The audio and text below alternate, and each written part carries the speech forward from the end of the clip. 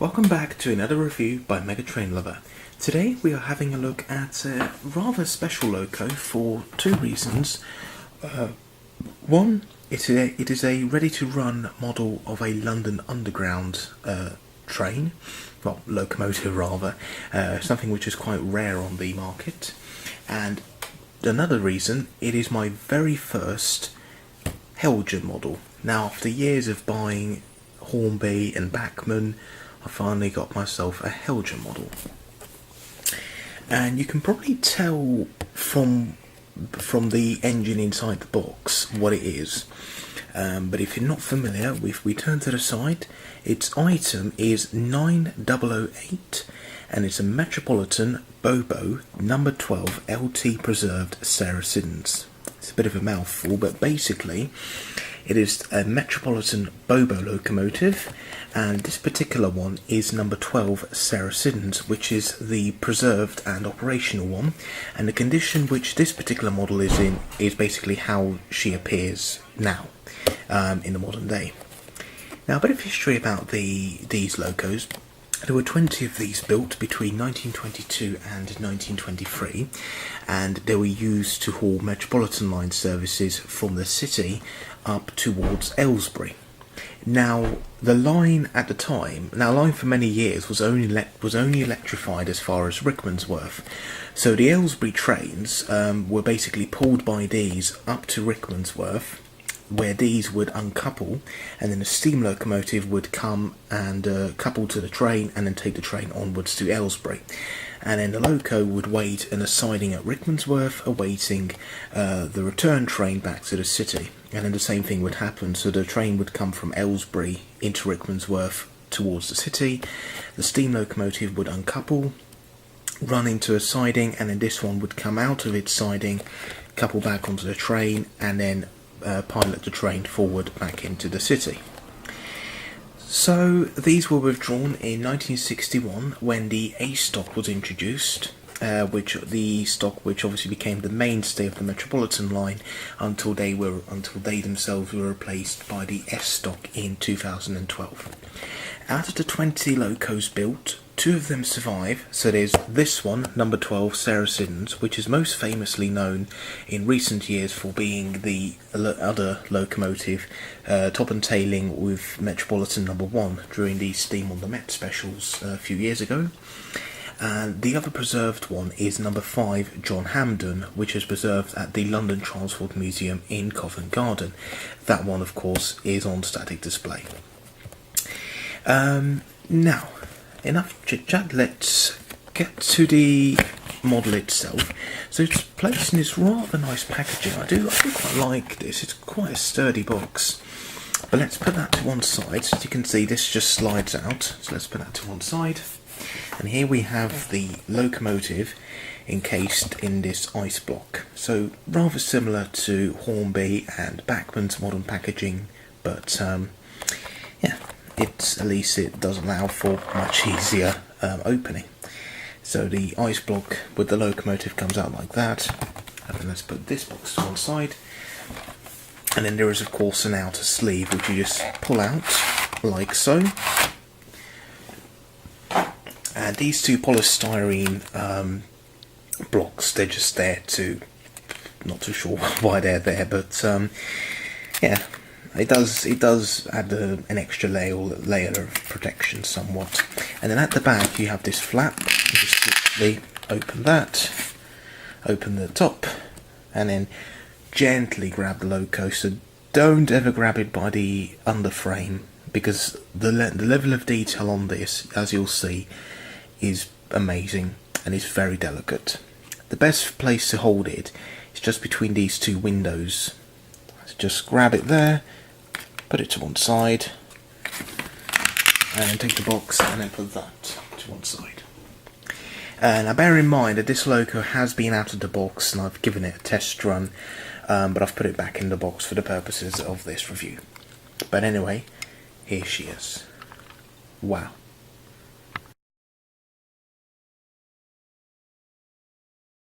Wow. That is beautiful. Absolutely beautiful. I mean, where do I start?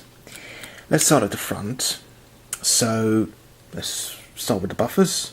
Yes, the buffers are sprung. I mean, imagine having this level of detail and then no sprung buffers. That would be a bit strange.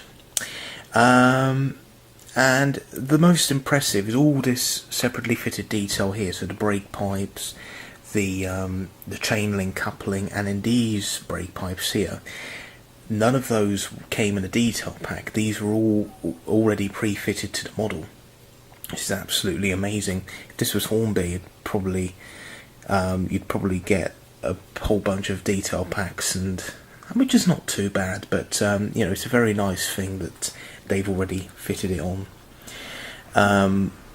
So you get the chain link coupling there, and at the front you get, so they've captured the look of the real thing perfectly. Honestly, that face is exactly how it should be. It is amazing.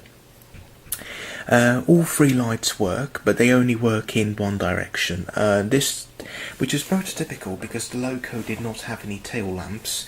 Basically, if the loco was light engine, then at one end they just place a simple tail lamp. Because I think at the time of their construction, they didn't really have tail lamps. They just had headlights. You can also see at the front there's the number 12 and the destination board which says Baker Street. And you also get the whistle there. So obviously, because being a London Underground model, it does have a whistle, not a horn. If we turn to the side, as you can see, it's absolutely impressive. Now, it is a Bobo, so you get two sets of four-wheeled bogies, as opposed to, say, a Coco, which has two sets of six-wheeled bogies. You can clearly see the huge pickup shoes. I mean, look at that. Absolutely amazing. I mean, you know, Ace character. I mean, it is prototypical because the real thing has huge collector shoes as well. These are the bars themselves, these are the bars which hold the collector shoes, and then the shoes themselves are just beneath, just there. It's so hard to hold a model because the level of detail is just, and they're so delicate. Like, especially here, this pipe running along just sort of the underframe, the chassis, so just beneath this step, that's very delicate. And you can see in the middle, it says number 12 and Sarah Siddons. And then there is, I think that's the Metropolitan coat of arms, which is very, very nicely printed on. One thing I don't like about this model, there is a bit of a criticism. I don't like the way the bogies are just hanging. That, to me, especially when they're hanging like that does feel a bit uneasy to me, because I'm afraid that, you know, something inside might snap or something. But just handle the model with care. That's the best thing to do. You also get a handrail running along the side of the model, so just between the two doors here. You can see the handrail there. The livery is, wow, it is beautiful. I mean, not just the application of it, but just the livery in general. This sort of maroon is amazing. One thing I've not pointed out is the cab detail. You can see that there is a bit of cab detail. It's not painted, but you can clearly see on this side you get the power handle. Also, what's strange, you only get one windscreen wiper. That is prototypical. There was never a windscreen wiper on the second man's side, only on the driver's side. Let's turn to this side as well, and you can see that this is amazing. Even look at the bogie detail. I mean, all those rivets, and the brake rigging is very delicate, but it's so nicely detailed. That shoe looks like it's about to fall off, but never mind. Probably won't. Anyway, where else? Now let's look at the other side. So as you can see, I've added a coupling here. Another criticism is the fact that the I'm just afraid that it might catch on the detail, but I have tested it and it has given me no issues whatsoever. So yeah. One thing I will do, I will just place this chain link coupling just here.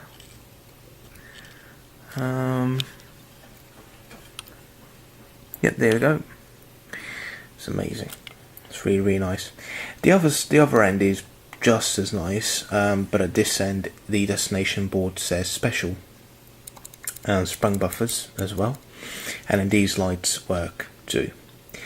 Oh, I've just noticed. If you look in the cab, they've actually detailed the back of the cam, where I assume would be the sort of circuit breakers and stuff. And yeah, there is quite a bit of cab detail, but it's not painted. On this end, on this side, you can see the handbrake just there. It's really, really nice. And then you also get handrails. So obviously you get handrails on the side of the model, but also at the front, so it just curves around. And then they kind of sort of touch each other just beneath the destination board. But wow, all in all, it's just wow. For the level of detail is just amazing. I can hardly find any moulded detail. I think the body itself is the body itself is obviously moulded. It's just one big moulded piece, but otherwise they have picked out, and they've added on other details. It's not just, it's not moulded. There's no moulded detail at all. Wow, honestly, I can't say. It's quite a small locomotive. I mean, compared to my other locos, it's quite small. I mean, it is a Bobo, but wow. And it also has quite an unusual loading gauge. But obviously, this did work on the Metropolitan line, or the London Underground rather.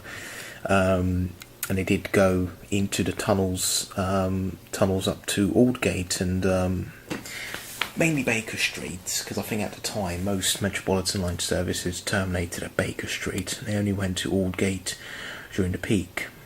But yeah, absolutely amazing. There's no more words. But the next thing to see is how she performs. So let's find out.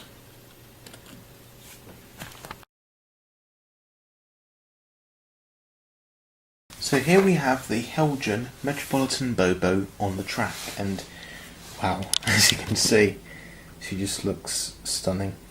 You can also see that she does have a cab light, which is a really, really nice touch. But anyway, let's get her going and see how she runs.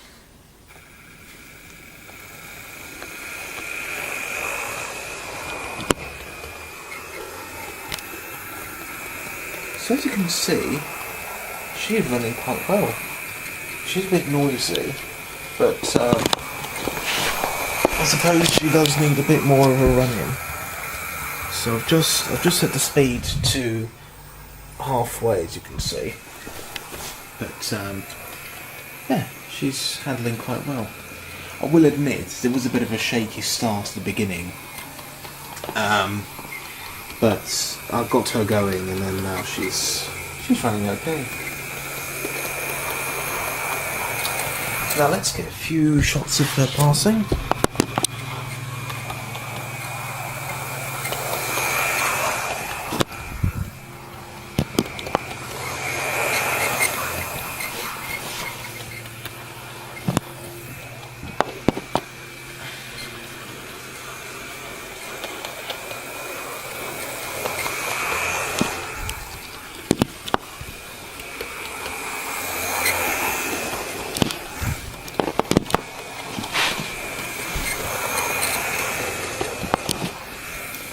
So yeah, as you can see, she's running okay.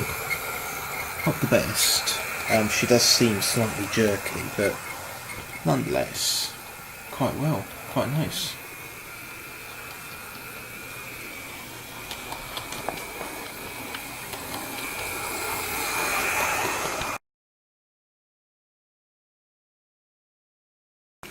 So just to conclude this video, I definitely recommend her, especially if you're a London transport enthusiast, then she is a must-have. I mean, how can you have a London transport collection without this? This is an essential part of London transport history, pretty much. But there are many variants you can get off this, so you can get these in original condition. I think there's even one in wartime grey, which is quite an unusual livery, but nonetheless it's really, really nice. But I mean, and then get these from Hatton's. They are a bargain price. They're only £74 from Hatton's. So get them while you can, because this is just such a nice addition to any collection. Anyway, thanks very much for watching, and see you in the next video. Goodbye.